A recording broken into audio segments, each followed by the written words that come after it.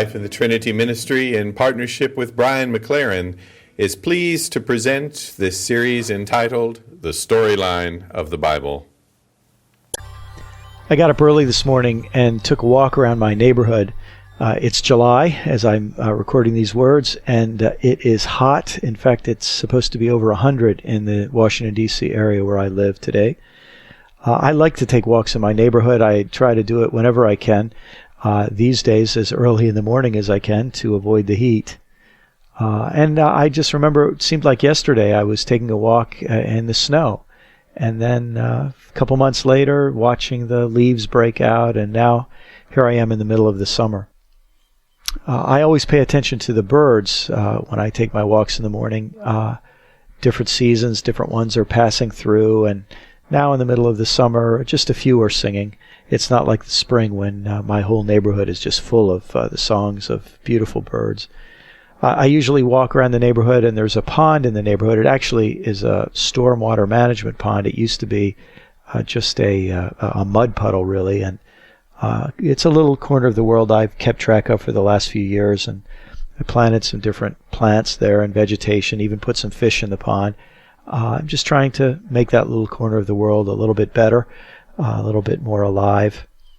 When I got home from my walk, I looked in my garden. I've got some tomatoes coming out, and collard greens, although they've been devastated by caterpillars in the last couple of weeks. Then I have some beautiful petunias also planted around the garden. Kind of a strange mix to petunias and tomatoes, but there you have it. I always plant a couple of sunflowers, outrageously tall ones, and I always enjoy just watching them. And today they had honeybees all around them. It was beautiful. It's important for me, and I hope for you too, to try to get in touch with creation, because we so often just live in our little boxes where we don't really get in touch with the world as God made it. You can probably identify, we wake up in the box of our beds on our box spring mattresses, and we are in the box of our bedroom, then we go into the box of our bathroom, and then into the box of the shower, come out and look in the box of the mirror, and go to the box of the closet and get out some clothes, and go down to the box of the kitchen and open the cupboards, which are also boxes, and maybe pull out a box of cereal. Maybe we'll pour it into a rounded bowl. That rounded cereal bowl and the rounded toilet bowl might be the only two round things we've seen so far today. Then we get into the box of our cars and drive, of course, staying within the traffic lines, to the box of our office buildings, and many of us go to cubicles where we stare at the box of computer screens all day, and then get in the box of our cars and ride back to the box of our houses and spend the night watching the box of our televisions, and it's no wonder that we feel pretty boxed in. That's why I think it's so important for us to get out into creation. And to realize that God is not too impressed with boxes. You don't find many right angles in God's creation. You find all kinds of amazing shapes. Think of the shapes of leaves and the shapes of trees, and just the shape of the leaves, the veins making their way through the leaves. Nothing to me is more depressing than to imagine a tomato plant growing with cubical tomatoes on it. But God's world is just filled with shape and color, and then you think of the difference between being in a box and standing under the open sky. It is so important to reconnect with creation and to reconnect with our Creator, and that's what we're going to be doing in this podcast. I believe that God is in the midst of a huge creative project that involves giving things their own identity and yet letting them be connected together. God is involved in bringing everything together, as the book of Ephesians says, bringing everything together under one head, and that's Christ. So what we'd like to do in this podcast is just trace the storyline of the Bible and try to get a feel for God's project of reconnection and reconciliation. And so we're going to follow the storyline of the Bible through. We'll go through the 7 episodes that you may have read about in some of my books. My way of trying to summarize the biblical story. Episode 1 is creation. Episode 2 is crisis. Episode 3 is calling. Episode 4 is conversation. Right at the center, episode 5 is Christ. And then Christ creates episode 6, a community. And that is all leading toward episode 7, which is a great and eternal celebration. And so we're going to just take kind of a guided tour through the Bible, and we're going to start in the book of Genesis for these first several podcasts. And I'd like to start by reading very familiar words, the first words in the Bible from Genesis chapter 1. In the beginning, God created the heavens and the earth. Now we're just a few words into the story, and already there's so much that we can learn. First, we learn that there's a limit to our knowledge. In the beginning means that there is what scientists call an event horizon. For us to try to say what was there before the beginning, it's just not ours to know, outside of knowing that God was there in and before the beginning for us. So also we have in the beginning God. God is the ultimate reality. God comes at the beginning and before the beginning, and that is very, very significant. When you remember that these words in Genesis come from the Jewish people, and they come at a period of time, different scholars would argue about exactly when these words were written down and how long the oral tradition that they come from would go back in history. But the Jewish people were surrounded by people who believed that there were many different gods. But for them, when they tell the creation story, there's just one God. That's very, very significant when you think about it. If we believe that there are many gods and we each have our own God, then ultimately there is no ultimate reason for us to come together. We just all will live on our parallel tracks with our different gods, our different religions. But for the people among whom this story emerged, the ancient Jewish people, there is one God, and that means ultimately everything that exists is created by this one God, which means that everything is related. You know, there are lots of arguments between absolutists and relativists, and people are often asking my opinion on these subjects. What I want to say to them is everything is absolutely related. It's related because we're all part of this story that begins in the beginning, God. In the other ancient Middle Eastern cultures where there were many other sacred creation narratives, most of their beginnings start in chaos and conflict. They start with monsters, primordial monsters fighting things out. But here, there's a certain piece to this. In the beginning, God created the heavens and the earth. There is God in peace and in rest. And in a certain sense, this tells us that the origin of the universe is not an origin of great cosmic conflict, but our original origin it's in God. And that's a great way to start this story. It tells us that God created the heavens and the earth. Heavens just means the skies. We shouldn't bring all of our assumptions about heaven with angels and harps and clouds and all of this. It's just saying in the beginning God created the skies and the earth, and basically that's saying everything. And then verse 2 continues, Now the earth was formless and empty. Darkness was over the surface of the deep, and the Spirit of God was hovering over the waters. These are very, very rich poetic images for us. First, when God creates, God doesn't create the world fully formed. God creates the world in stages through a process. And of course, you and I woke up this morning. We're part of this process, whether we realized it or not, this ongoing creative process of God. And God starts with this universe that is in darkness and this universe that is empty.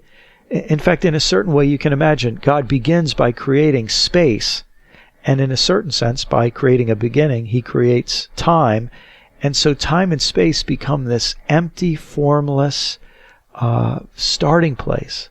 And God hovers over this, the scriptures tell us, like wind hovering over waters. Now, this beautiful phrase, the Spirit of God, the word spirit, ruach in Hebrew, it means the breath of God or the wind of God, and we can picture in the minds of these ancient poets among the Jewish people, they're picturing wind moving over water. It's a beautiful image that God evokes order and life and beauty and diversity in creation, not the way an engineer creates a machine. We don't have God pounding nails and turning screws. We have this beautiful, gentle relationship of the Creator to creation, right in these first words of the Bible. Not dominating and not absent, not controlling, but hovering over. There's this beautiful balance just in that language of nearness and yet distance. It's what all of us who are parents know as we raise our children. We need to be near them. We need to be present to them. But we also know that it's possible for parents to smother their children and to try to be too controlling. And so we parents always learn this kind of hovering distance. Close enough to influence, close enough to evoke, but not so close as to control and smother. Just in these first two verses, we know a lot about God's relationship to creation. Then the story continues, and God said, "Let there be light," and there was light. Now, as soon as we get to this next part of the creation story, immediately people think about conflicts between science and faith. And I think we are inheriting a Cold War between science and faith in which neither side is especially helpful. Let me just briefly say, I think science goes wrong by being reductionistic. Now, reductionistic is a big word, but it means science tries to reduce things, ultimately to mathematics and to equations and to numbers. And so you will often encounter a phenomenon in modern science that a friend of mine calls the nothing buttery syndrome, where you see a beautiful sunset and you say, "Oh, isn't that beautiful?" And then the scientist says, "Oh, that's nothing but light waves being refracted through moisture and different amounts of atmosphere.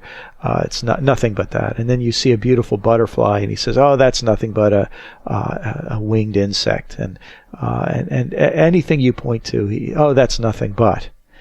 And there's this kind of reductionistic tendency to say that as soon as you've explained something with a few Latin or Greek terms, now it is explained and there's nothing more to be said. As soon as you dissect it and take it apart and look at its constituent parts, now you've figured it out. I think that kind of reductionism of science is a terrible mistake. It devalues life. It leads us into a dark, dead end. I'm on the side of Bruce Cockburn. I've been listening to his beautiful new CD, and he has a beautiful song there. He says, "You can't tell me there is no mystery, mystery, mystery. You can't tell me there is no mystery. It's everywhere I turn." Then he says, "Moon over junkyard where the snows lie bright, snows lie bright, snows lie bright. Moon over junkyard where the snows lie bright, can set my heart to burn." I think he's got it right. Even a junkyard covered in snow shows the mystery and beauty of God's creation, and it can't be reduced by scientific nothing buttery. But on the other hand, the religious community has entered into this argument in not very helpful ways. They felt that the Bible was giving us a scientific account of how the universe was created, and they didn't even realize that in the ancient world there was no such thing as science as we know it. People in the ancient world, they didn't try to account for the world using theories and laws and systems and experiments. They didn't take measurements and use mathematical equations. When they tried to take account of the world, they used songs and poetry and stories. Their stories were their theories. It was their way of putting the world into something coherent.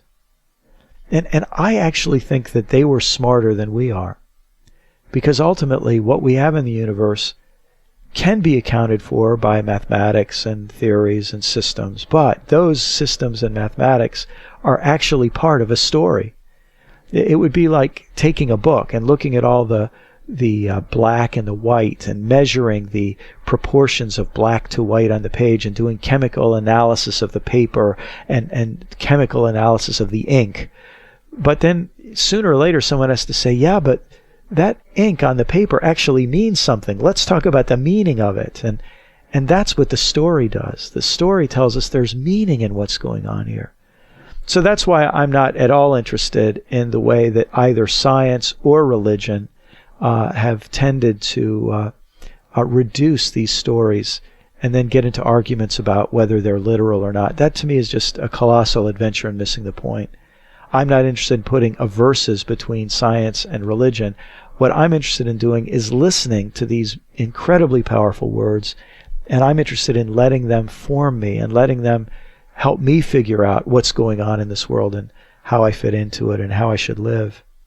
So when we read, and God said, let there be light, and there was light, we don't have to deal with all kinds of logical problems, including the fact that stars and sun and moon haven't been created yet. That's not what this story is trying to do. I see it more like a series of visions where you have evening, darkness, morning, light comes, and we learn more. To me, it's more like a visionary picture of the creation of the world.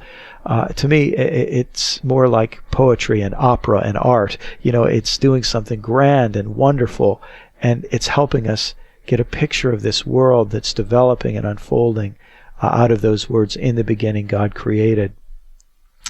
And what happens over the following days, God creates on day 1 light, on day 2 sky, on day 3 land and vegetation, on day 4 stars, sun and moon, on day 5 aquatic life and bird life, on day 6 land animals, both domestic and wild, and then human beings. On this unfolding day by day, we're imagining the world going through a process of creation. And there's this beautiful poetic form. God said each day starts with. God's word comes out. It's as if you imagine the vibration coming out from God, and that vibration, like the Spirit, like wind, creating waves on the water, it brings things into being. God says, let there be, which is a beautiful phrase. It's giving permission for things to exist. How different that is from the kind of industrial manufacturing model that we think of, where God is the engineer or the designer, no matter how intelligent, but where things are turned out like a factory. No, this is giving permission for things to exist. God said, let there be. And then whatever God gave permission to exist, exists. And then God saw. He notices what's existing. And God calls it something. He gives it a name. A beautiful interaction between the Creator. The Creator knows creation, understands it, and then God pronounces it good. And each of these episodes ends. There was evening and there was morning. Beautiful, beautiful poetry to help us find our place in this beautiful, beautiful world.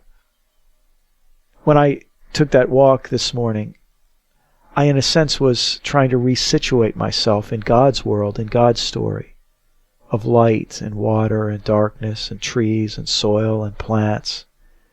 It's a beautiful, beautiful world that God's made. I wonder for you this week, if you can try to keep your eyes open and try to keep your ears open and try to realize that you're part of this amazing unfolding creation. And I wonder if, as you do that, you can let your heart fill up with thanksgiving and gratitude to God. In the fall, when I take walks in my neighborhood, I'll often, in the course of my walk, as the colors of the leaves are changing, I'll pick just 3 or 4 leaves, either off the ground or just pick them off a tree. And I'll take them home with me and I'll just stare at them. I'll just think, God, there are billions of leaves out there. And you know the beauty of every single one.